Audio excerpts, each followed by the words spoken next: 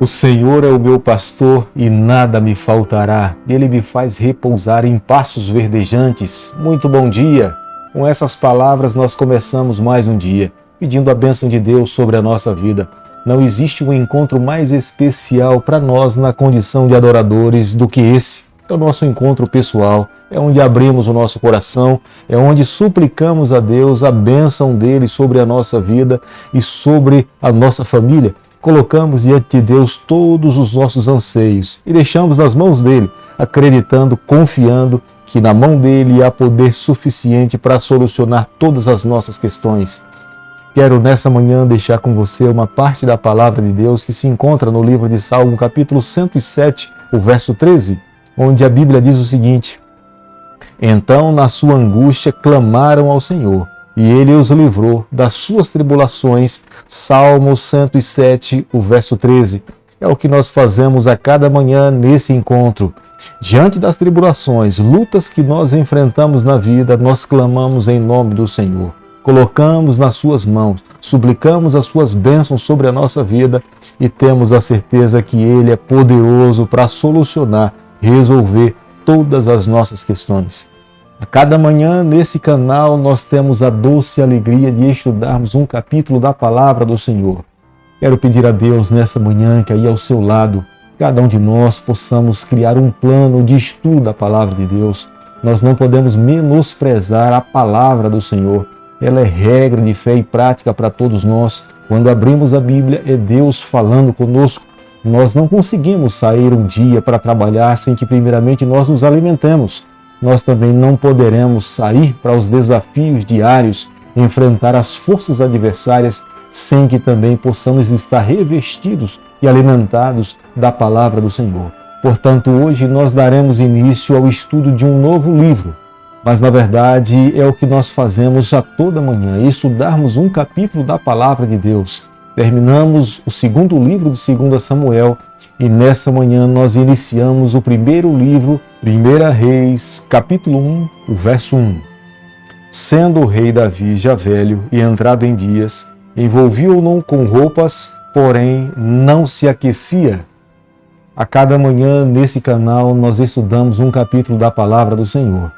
Nós temos o desejo no nosso coração de estudarmos a Bíblia por completo.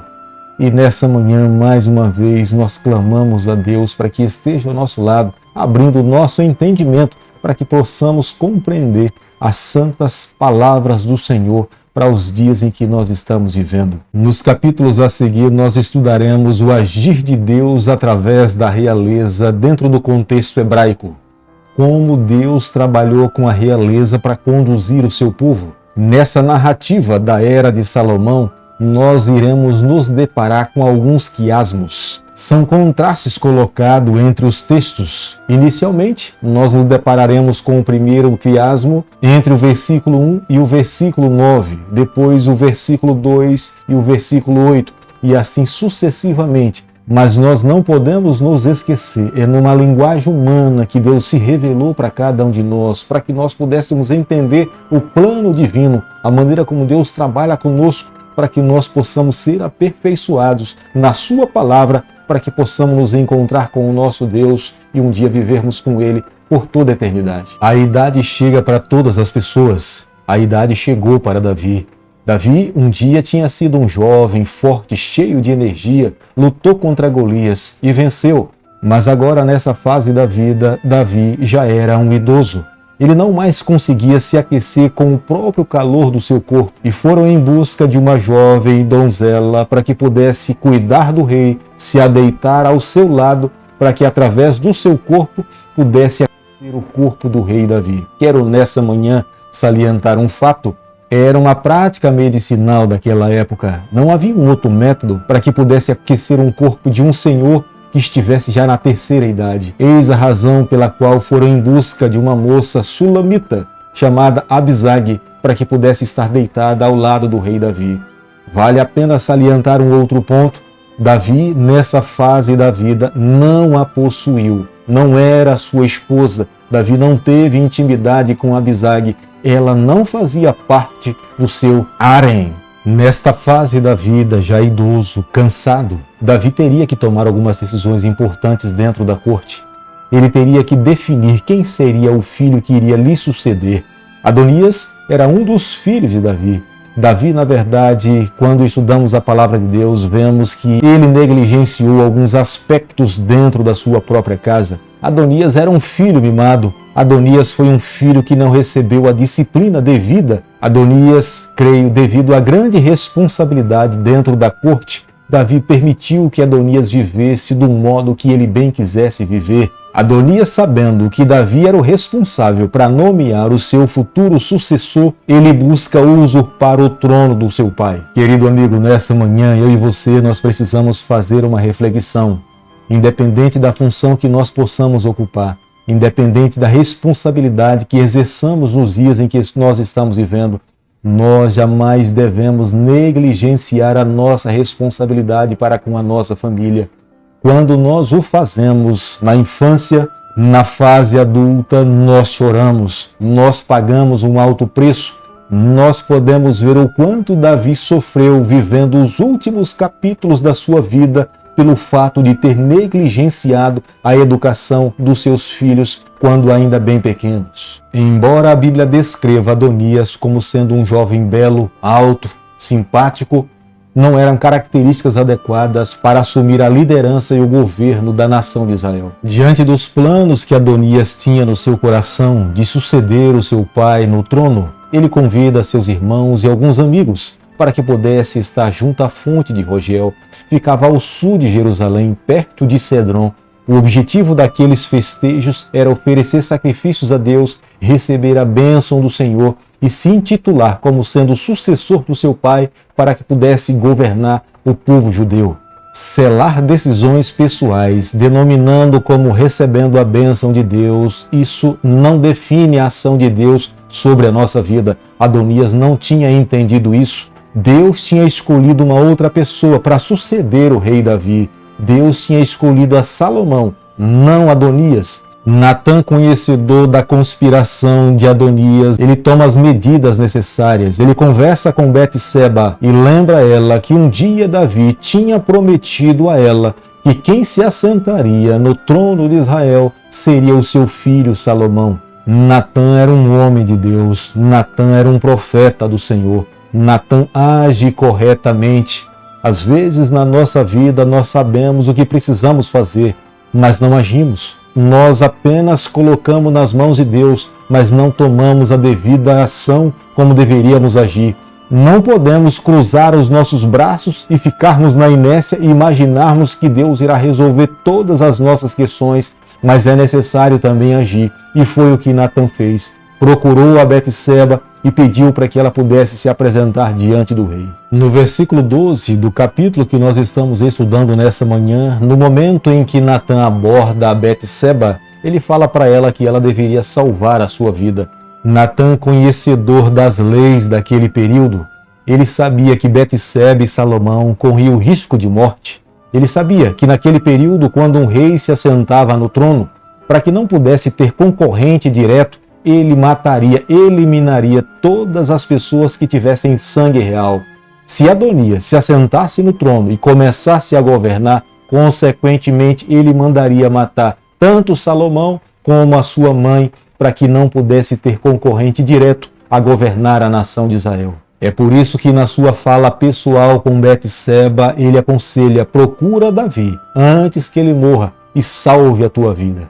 Betseba, ao procurar Davi para uma entrevista diante do conselho do profeta Natã, ela declara para ele que Davi tinha feito um juramento diante de Deus em nome do Senhor que Salomão se assentaria no trono. Um juramento feito em nome do Senhor jamais poderia ser revogado. Aquele que o fez deveria cumprir ao pé da letra. Betseba foi muito honrosa no momento em que abordou a Davi.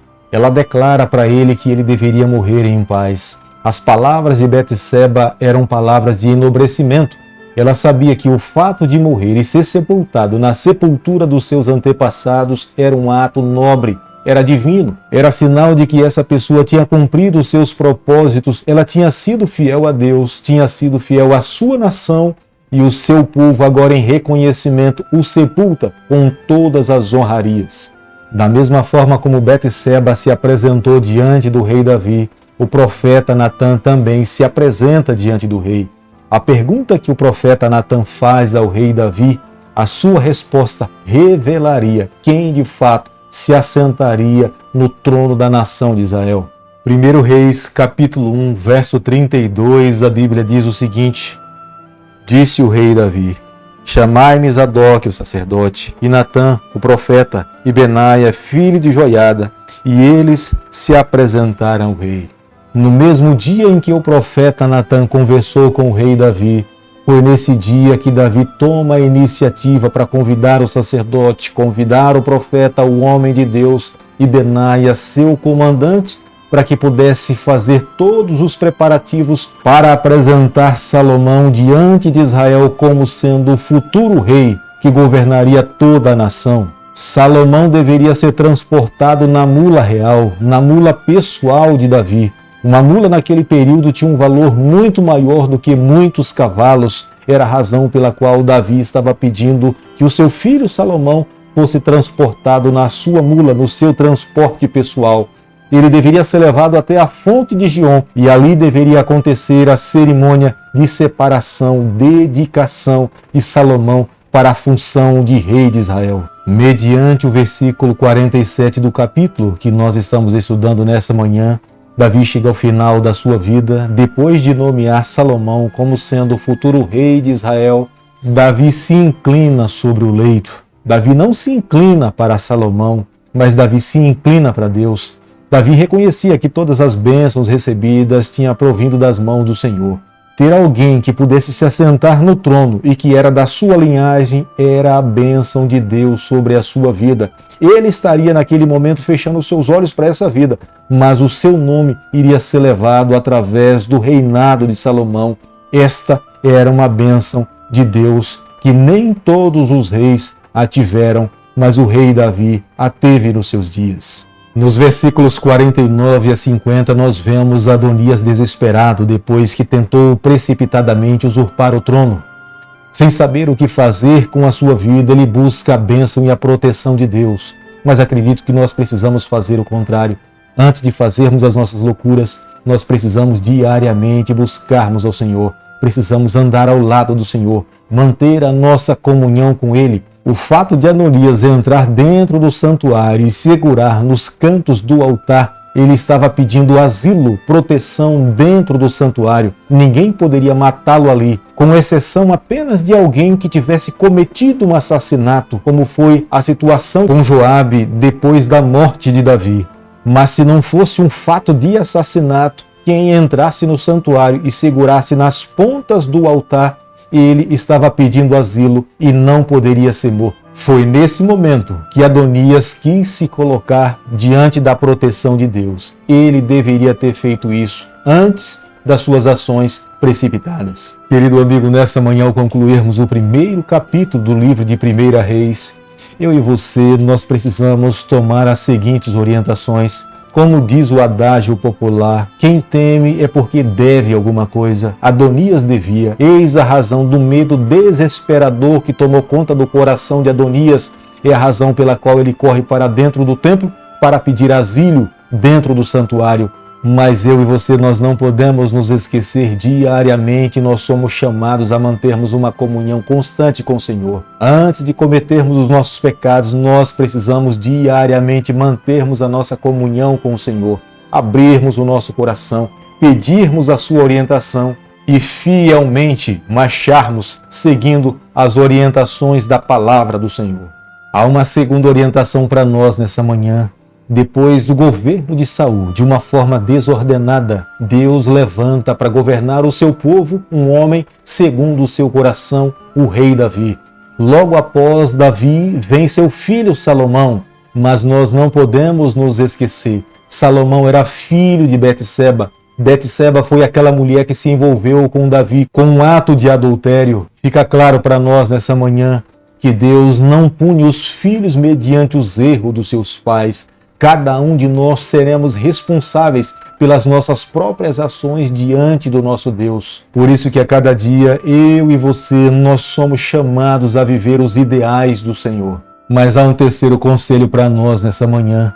Davi chega à terceira idade, mais cansado, aflito, vendo os conflitos dentro da sua própria casa. Ele poderia ter chegado com melhores condições de vida e de saúde, se ele tivesse conseguido administrar melhor a sua família, a sua saúde, o seu reino, se não tivesse se envolvido com pecados que não deveriam ter cometido na sua vida, ele teria mais possibilidade de chegar na fase final da sua vida com energia, com condições de usufruir de melhor qualidade de vida. Fica para nós nessa manhã algumas orientações, alguns conselhos para que nós possamos seguir na nossa vida, para que no final da nossa trajetória nós possamos descansar em paz, com melhor qualidade de vida e em paz com o nosso Deus acima de tudo. Por isso que nessa manhã eu quero convidar você para que juntos possamos orar pedindo a bênção de Deus sobre a nossa vida. Querido Pai, nas tuas mãos nessa manhã nós nos colocamos, confessamos as nossas falhas. Por favor, Senhor, age com misericórdia conosco. É o nosso pedido e a nossa oração e nós fazemos em nome de Jesus. Que o Senhor te abençoe e te guarde. Que Ele faça resplandecer o seu rosto sobre você. Que Ele tenha misericórdia de você. E sobre você nessa manhã Ele levante o seu rosto e conceda a sua paz em nome de Jesus. Amém.